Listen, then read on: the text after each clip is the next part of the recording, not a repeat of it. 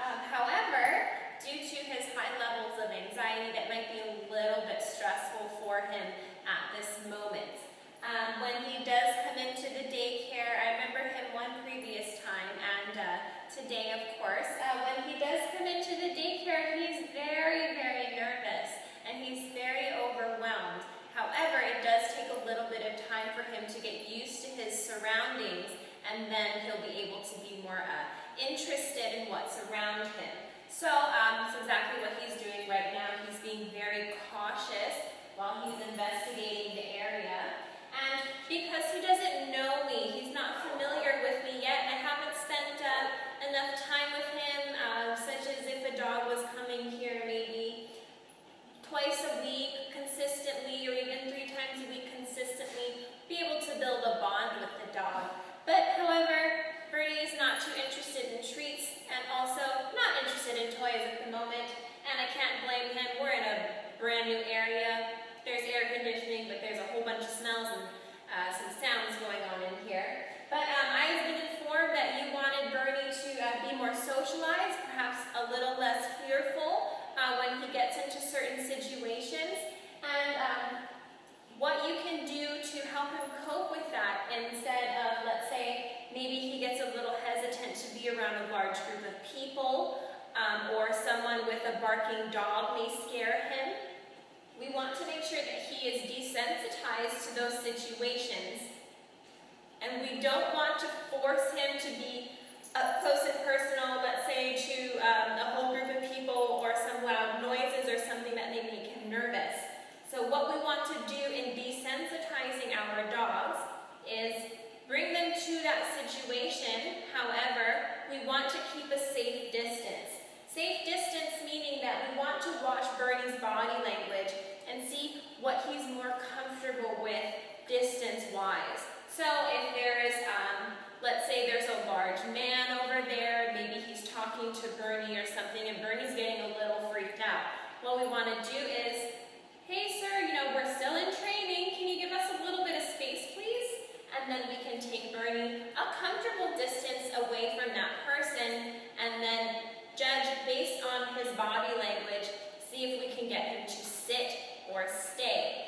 And we want to avoid using negative physical corrections, so we want to avoid a lot of poking or anything like that. But also, when we do have, let's get him over here.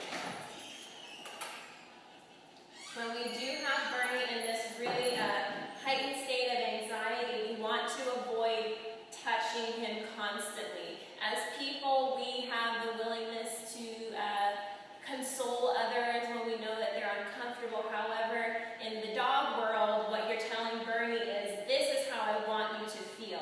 I want you to feel nervous. This is how you're supposed to react when you see a person or a dog, which is not the case. So what we want to do is avoid what dogs want most from their people, which is to be touched. So we want to avoid touching Bernie. And if you know that maybe he might even get a little protective of you or something, we want to keep some distance. So Bernie is here. We want to make sure that we can distance ourselves from Bernie and let him do his own thing. If you're comfortable with him investigating the area, go ahead and let him do that. And when we do have him in this heightened state of anxiety, we also want to avoid talking to him in a tone that may encourage that.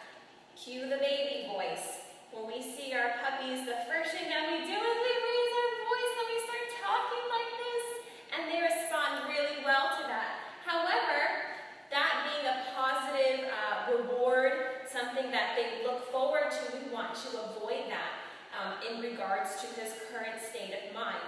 So, if you notice that Bernie is a little bit hesitant, if he's nervous, ears are down, tail's hanging low, maybe he's walking carefully along the ground. At that point, we would want to avoid touching him, avoid talking to him, and we want to make sure that he'll be comfortable a larger distance away from, let's say, the big scary trash can with the guy that makes noise on it or something like that at the corner of the road. And so when we do have him in that area near that person, you notice Bernie is uncomfortable. uncomfortable, keep some distance. You can take him a little bit farther away and watch his body language. We want his tail to be a little bit higher up, not straight up in the air, more neutral, wagging. This is a good sign. And we want him to, of course, be interested in everything. So when you do take him to the daycare, which he's doing really well at, I highly recommend daycares for dogs that are a little bit nervous, not too socialized, and of course him being around dogs about his own size really, really helps with that.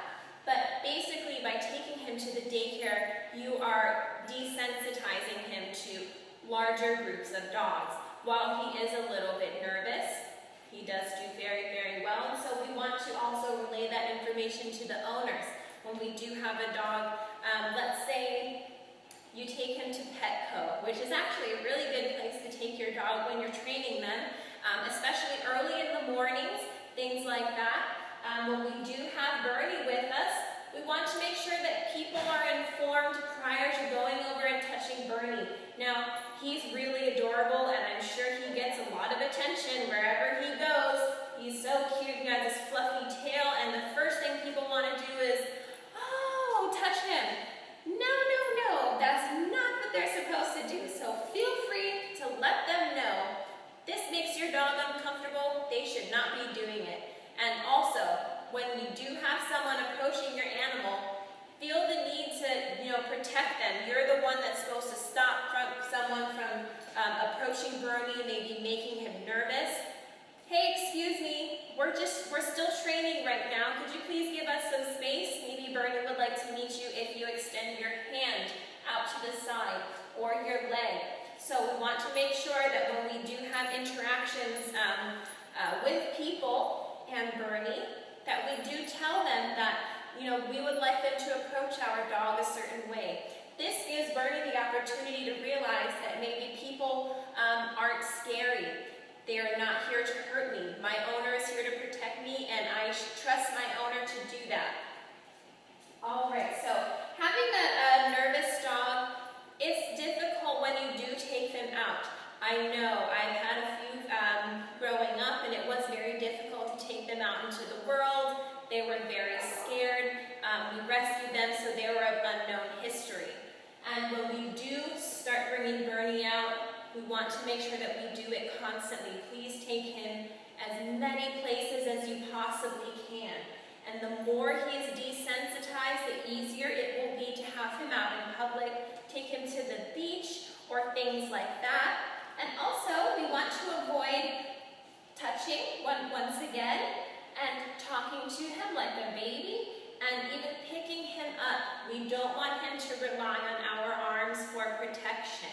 So, giving Bernie his space, making sure that he's comfortable with things around him at a certain distance away, and also watch his body language. If you know that Bernie is about to, let's say, bark at someone or show teeth or anything like that, catch him while he's doing it or right before. You know that certain point when your dog gives you that look or gives someone a look and they're thinking about, oh, I don't feel comfortable right now. As soon as you see that unsure look, remove him from that situation and then praise him for not being reactive or, he's feeling a lot more comfortable right now. Very good. This is good. At this point in time, you can see his ears are back and things like that. He's not really crouched too low to the ground anymore. He's picked himself up. While his tail is not as low as it was before, it's a little bit higher. It's very good. And he's more of in an exploratory mode. This is perfect. And I know this hasn't been really a training session with me teaching Bernie how to do things. However, in his current state of mind, I highly recommend taking him out everywhere. And while he's in here, he's already making progress. We want to make sure that we desensitize our dogs to as many things as possible. And if there are any behavioral issues that arise with Bernie, please let me know. I'd be more than happy to help you with any of that. Bernie's such a sweetheart. He is such a good boy. And all that's holding him